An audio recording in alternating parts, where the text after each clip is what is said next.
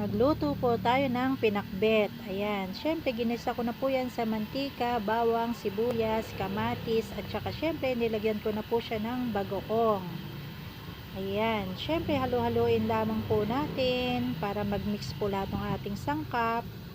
O ayan, syempre ilagay na po natin ang ating mga gulay, yung ating ampalaya, sitaw, sigarilyas, kamote, kalabasa, okra, at saka kung ano pa man po yung gusto nyong ilagay na paghalo-haloin dyan mga lalabs. Syempre, i-mix lang po natin para makoted po lahat ang ating mga gulay. At ito po ay papalambutan po natin. Pagka medyo malambot na, sa huli ko po ilalagay dyan yung talong kasi po mas mabilis po siyang maluto.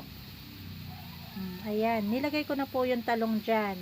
Syempre, meron din po yung hagod, yung napitas ko po sa aming likod bahay.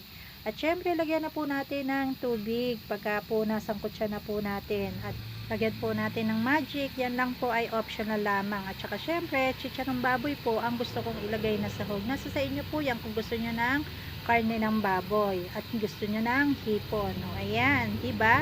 Makakaluto na po tayo ng ating ginulay na pakbet. Napakasarap po niyan mga lalabs. O, diba? Healthy pa.